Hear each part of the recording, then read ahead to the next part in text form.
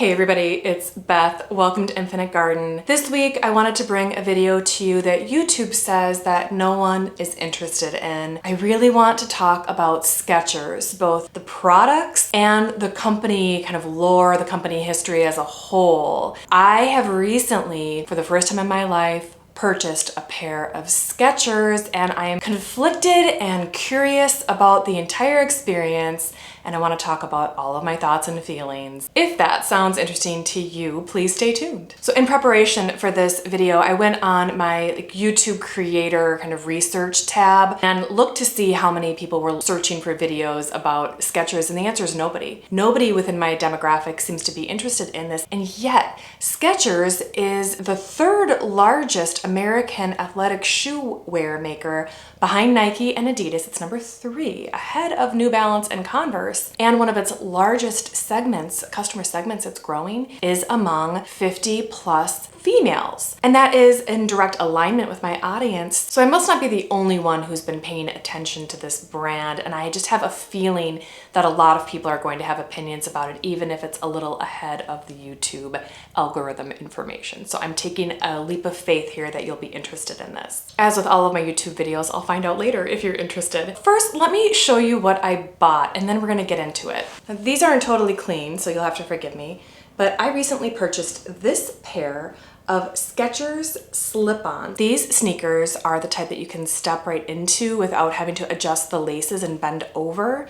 And they boast arch support. They're part of the Arch Fit line. I need and love arch support, and I'm historically a New Balance 990 girl. New Balance 990s are the classic dad shoes that come and go from popularity, but I have been wearing these for over 20 years, originally as my long distance running shoe, and then now as the shoe I like to wear on long walks, and sometimes just, if I'm out running errands. I did not see a pair of Skechers coming. So I happened to find myself buying a pair of Skechers because I was visiting my mom. For those of you who follow my channel, you know I was out west with my mom ahead of a planned surgery that she had.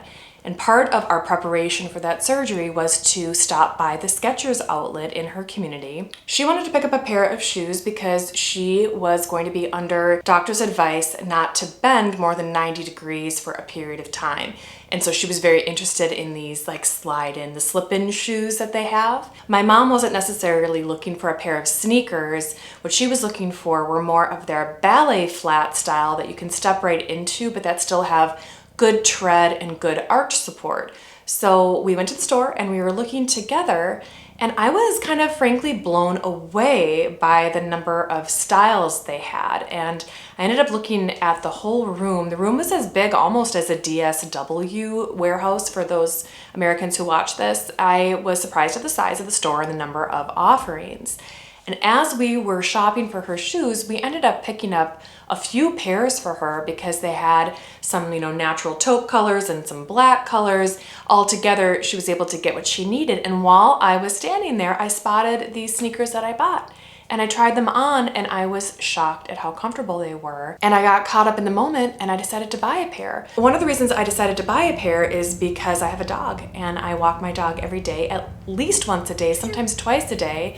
And a lot of times I'll run in and out of the house. The idea of slipping into a pair of tennis shoes that could also sustain maybe a 30-minute walk and not hurt my feet like a pair of flip-flops would, I was actually interested in that ease of use, and I thought they were kind of cute. Now, my buying a pair of shoes isn't necessarily abnormal, but buying a pair of Skechers I don't believe has ever happened in my entire life. And we'll get into this later when we talk about the brand and how it's changed, but I've been aware of Skechers since they came out in 1992, and I have never been very interested in buying them. And in fact, I have to admit, I kind of made fun of them sometimes. I feel a little ashamed to admit that because what gives me the right to make fun of anything, but I've always thought of Skechers as being primarily uncool. And as an example, I had a senior leader in an organization that I worked for who would regularly wear Skechers with his suits, and I would kind of not necessarily make fun of it, but I would reference that fact often as an example of how this person didn't care about being cool or didn't necessarily care about being hip, because of course who would wear Skechers if they were trying to convince you that they were cool? So I was very confused by my purchase of of these Skechers and the fact that I was actually liking them. And I was also very impressed by how readily the brand was able to meet my mom's need.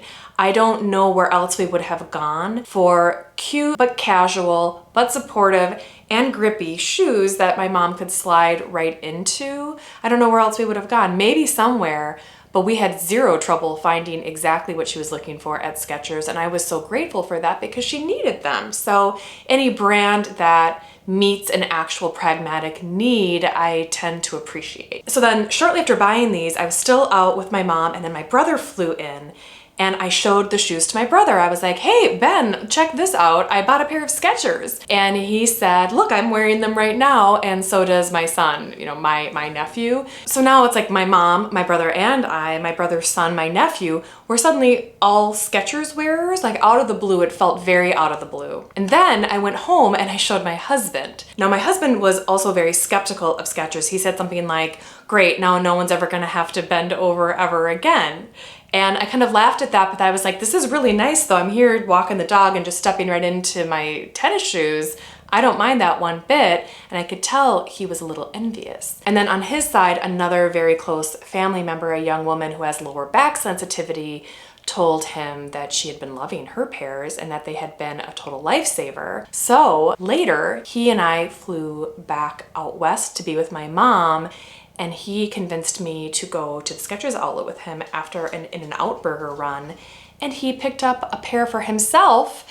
And because it was buy one, get one half off, I actually picked up a second pair. I picked up these kind of cute tennis shoes. Now these ones aren't slip-ins, these are traditional with laces, but they're entirely washable. And I thought this was actually a pretty cute little shoe. So now I have two pairs of Skechers, and I began to find myself not even sure who I am anymore. So I've gone down the rabbit hole looking into Skechers as a company, and I want to talk about their, journey so far and their rise and why they are ubiquitous, I think, not just in my life, but I think globally on the rise. So let's talk about Skechers, the company. So is it just me? Did Skechers come out of nowhere after being here all along? So Skechers came out in 1992, and I remember this. It's actually seared into my brain. In around the mid-90s, they released a pair of shoes that were readily identifiable. They were sneakers, but they had a fat tread on the bottom, and they were high contrast, so you could see them from a little bit away. And I remember these because I was a teenager at the time, and I also sold shoes at the mall. I sold naturalizers, but I was very aware of mall culture, very aware of the shoe industry, and I was super into music. The whole grunge scene was like my sweet spot. And so I remember them coming onto the scene. I remember these shoes, and I remember not buying them. The look of the shoes seemed to blend a little bit of that like Southern California skater culture and street shoes. And the branding of the shoes themselves was very aware of the 90s. Something about it wasn't cool, and I didn't want them. Although I liked the style and they were all around me, I always felt just like a little bit of pocket of air between myself and the brand identity of Skechers. I didn't really feel like it was for me somehow, even though I felt like they were edging really close into my bubble and trying to get me, if that makes sense. And I didn't really even think about Skechers, again, for a very long time. I remember in the 2010s, they had this line of shoes. I think they were called shape-ups. And these shape-ups were purporting to be athletically supportive while you wore them. Basically, like as you wore these shoes, they were working you out. And they had these ads that were super specific about all of the benefits that would come if you wore shape-ups. And I remember some people in my family kind of falling for this and wearing the Skechers shape-ups, trying to get, their legs toned up. And it came out eventually that none of these claims were true. And in 2012, Skechers had to settle a claim that they had misled consumers into buying this particular line of shoes. So I remember this, and it gave me an unfavorable opinion of Skechers. I went from having kind of like a neutral to no to being like, absolutely not. I won't wear Skechers. I didn't really know who was wearing Skechers, but it wasn't me, and I wasn't thinking about them, looking for them, even considering them. I'd really written them off. And I didn't even think about Skechers again until I saw that senior, leader in my organization wearing them regularly, and it really like tickled my funny bone that he wore those, because Skechers to me just seemed like the least cool possible choice. While I was not paying attention, however, Skechers has undergone massive growth. They have globally approximately 5,200 stores around the world, and it really, really is around the world. I'll show some images from their website of the different countries where they exist, and they really are all around the world and expanding all over Asia. This has positioned Skechers to be the third largest shoe company, as I mentioned, athletic shoe company in America, behind Nike and Adidas, which are huge brands. So Skechers has really positioned themselves for massive growth, and they've seen it. And in the process of doing this, they've widened their offerings, and that's what I noticed when I was in the outlet stores, how far they've gone into expansion into the athletic space. So they have a whole line of performance shoes that are meant to compete with Nike and Adidas and anyone else for the performance athletic shoes, and they're not afraid to chase trends. They're getting into the pickleball space. In addition to the athletic performance shoes, they've got this whole slip-in category nailed. Plus they've got a huge range of shoes for kids. They have shoes that look a whole lot like Crocs. They also have a charity-based line called Bob's that seems to be very similar to Tom's. So they're not afraid of sort of mimicking existing brands and positioning themselves in that space. And it seems to be a strategy that's working. They're also deep into collaborations right now. They've got one going with Snoop Dogg, and they've got one with Martha, which of course, collaborating with Martha and Snoop is super smart. I think they're both the king and queen of mass appeal. Martha Stewart, I imagine, still has quite a lot of credibility with the women's segment in the 50+ age category. And all of her designs really do seem to be in that pragmatic kind of slip-on casual wear category, which now looking around, I see them to be on a lot of people's feet. So I think it does have widespread appeal. And the brand seems very eager to dip into wildly different styling, almost like it is agnostic of its design. It doesn't seem to be, unlike New Balance, which I think has classic designs that they kind of stay within. Same with Nike, there's the Dunks and there's Jordans. I feel like Skechers is sort of a free-for-all. Whatever you want to buy, they'll make. That's what it seems like with their designs.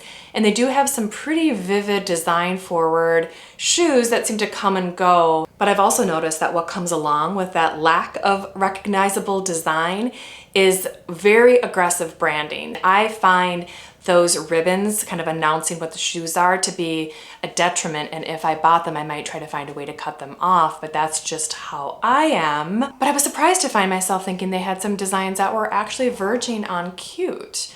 I don't know why, I've always thought of Skechers as being kind of like anti-aesthetic and not necessarily something you would wear to like go with your outfit or to be stylish. It's just not what I thought of when I thought of Skechers. I think Skechers as a company knows exactly who it is and is delivering mid-priced shoes that perform pretty well to a very, very wide audience. I think they know that their segment includes people who need to wear shoes to work, so they're very popular, it seems, with food service workers and even healthcare workers, people who need good support, comfortable shoes, but they can't be precious, and it doesn't matter if they're high fashion, they need to work for them. And I think it's important that there are companies who are pragmatic enough to acknowledge the segment of folks who might need a product and need it regularly, and to show up for that demographic in that space with something that is frankly pretty like middle in terms of fashionability. They're cute, they're invested in design, they're going out of their way to try to make something splashy and cute, but they're not going so far as to put it into a space where you're talking about a collectible tennis shoe that maybe has a secondary life on StockX or one of those other types of platforms where you can trade limited edition sneakers. I don't see Skechers appearing in that space, and maybe I'm wrong, but they exist, I think, in what I like to think of as pragmatic core. They're like prag core. These are shoes you need, and they're doing their best to make them as cute as possible. Now, Skechers is not without controversy. I want to make that clear. There are kind of two main buckets of active controversy surrounding Skechers, and I will allow you to make your own, evaluations on each of these topics. They're very weighty and meaty. I'll just make sure that they're said here so that it doesn't go unsaid. There is significant scrutiny underway about Skechers' connection to factories in Asia that may deploy unpaid work, forced unpaid work.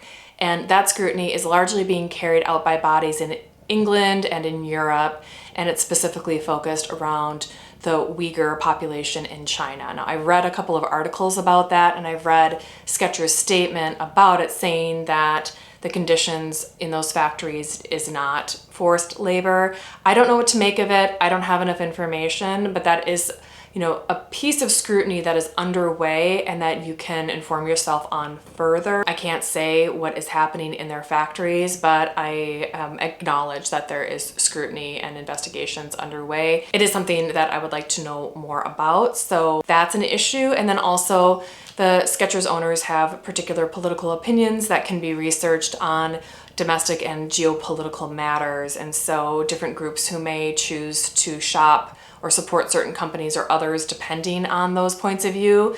Skechers does have a point of view that you can contend with. So if you're interested in Skechers and you tend to, consciously consume, this is a group that you may want to do some research on to decide where you land on that personally. Like I said, I think Skechers knows exactly who it is, and I think it stands by who it is. It's up to you to decide if that's something that you want to support or not. What I do appreciate about the brand from the consumer side is that there is a moderate price point and a huge selection for pragmatic uses. And I can see in my immediate family the number of people who feel served by the products that Skechers is making. So I just have to commend and acknowledge the awareness of the market and serving the market. My key takeaway after all of this is that I have woken up to the behemoth that is the Skechers brand. I have put myself in the headspace where I was willing to buy my very first pair, and I accept that Skechers are here. I don't even know for sure if I'm necessarily endorsing or supporting them, but I have to admit that Skechers kind of blew my mind in the last couple of months, and it was enough for me to want to talk about it here. So my question for you is, do you wear Skechers? Have you ever tried them? Is it something that you're willing to do? Do you have a strong bias against Skechers, or are you a big fan? Let me know in the comments. You know I love to hear from you. Anyway, I hope that you are all doing well out there, and I hope you have a great week ahead. Thank you so much for watching. Talk soon.